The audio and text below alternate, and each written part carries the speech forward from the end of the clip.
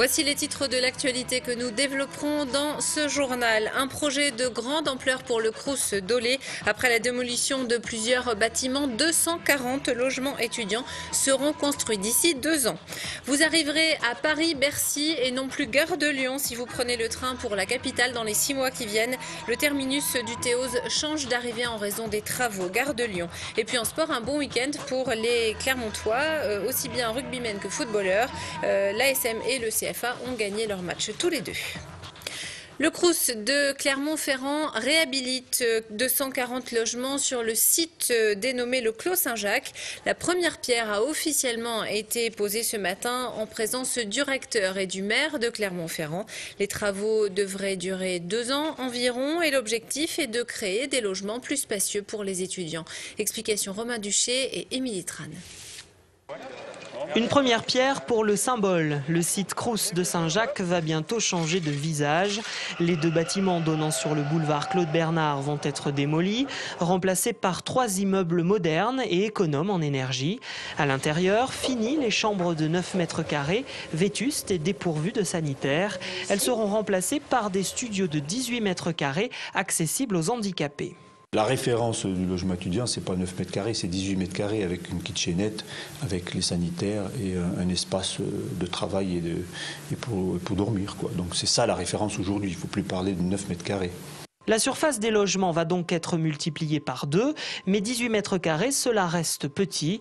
Les architectes ont donc cherché à maximiser l'espace disponible. Et le principe pour nous, c'était de vraiment arriver à un studio, un chez-soi, et de travailler un petit peu, j'y mets des gros guillemets, à la manière de l'architecture navale. Vous avez vu que le mobilier est parfaitement intégré dans le volume de la chambre. Donc on est parti effectivement sur cette architecture navale qui utilise au maximum la potentialité d'un espace. Du côté du syndicat étudiant UNEF, on est plutôt satisfait de voir le Crous réhabiliter ses logements. En revanche, les militants craignent que les loyers augmentent et ils considèrent que cette opération d'urbanisme ne réglera pas tous les problèmes de logement étudiant. C'est toujours bien de faire des réhabilitations, de construire de nouvelles résidences, mais le constat est que globalement, par rapport au nombre d'étudiants et boursiers et étudiants en général, il n'y a pas assez de logements sociaux à Clermont-Ferrand.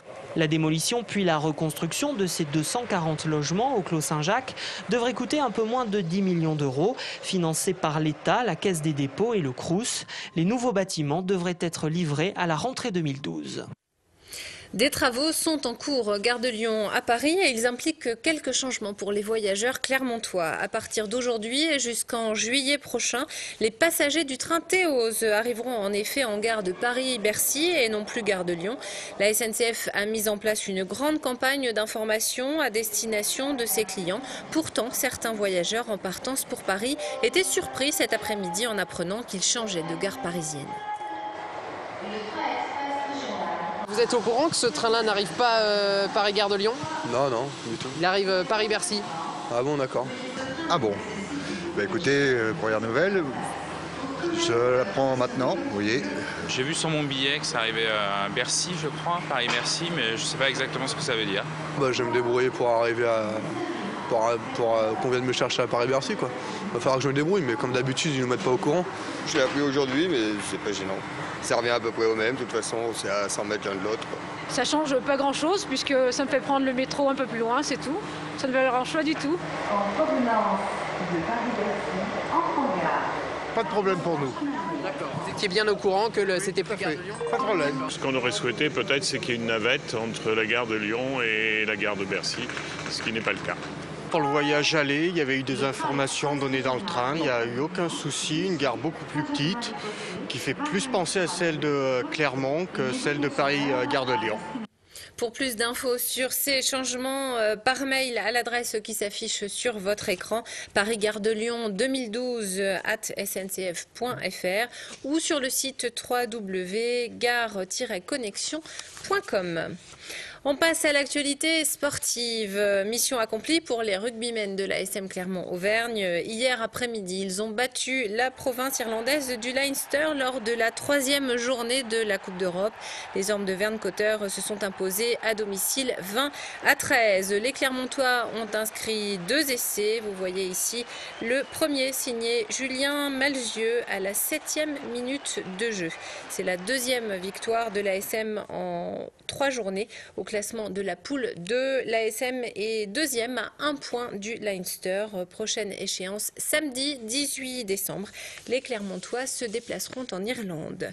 Le Clermont Foot Auvergne l'a emporté haut la main face à Thiers au stade Gabriel-Montpied samedi après-midi pour le 8e tour de la Coupe de France. Score final 5-0. Autant dire que les Clermontois n'ont laissé aucune chance à leurs adversaires. Nous voyons sur ces images 2 des 5 buts, ceux de Nicolas Baillot et de Nicolas Aquin. Clermont fait donc partie des 2 derniers clubs auvergnats en lice, avec Aurillac qualifié pour les 32e de finale de la Coupe de France. Et le tirage au sort de ces 32e de finale a lieu en ce moment même. La nouveauté, pas des moindres, les Ligues 1 entrent en lice. À découvrir pour clore cette édition les œuvres de Cyril Clément à l'espace Victoire à Clermont-Ferrand. Des peintures et des photographies aériennes rassemblées sous le titre Réverbération. Visite guidée avec Valérie Guinard.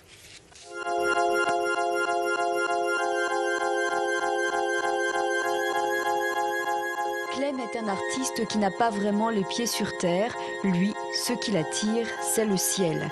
Quand il était enfant, il regardait les nuages passer et aujourd'hui, il a eu envie de coucher sur la toile, un objet unique à représenter qui lui offre pourtant une liberté de mouvement et de couleurs infinie.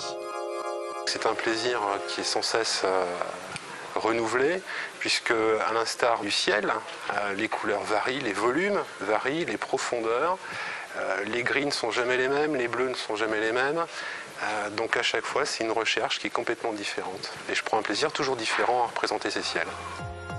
Ciel de jour ou de nuit, aujourd'hui Clem s'est aussi tourné vers la photographie. Ce nouvel outil lui demande un travail plus précis car ce n'est pas directement vers les cieux qu'il pointe son objectif, mais vers l'eau de nos lacs pour y emprisonner l'image furtive d'un nuage qui passe, car c'est bien là que se trouve la plupart du temps l'artiste.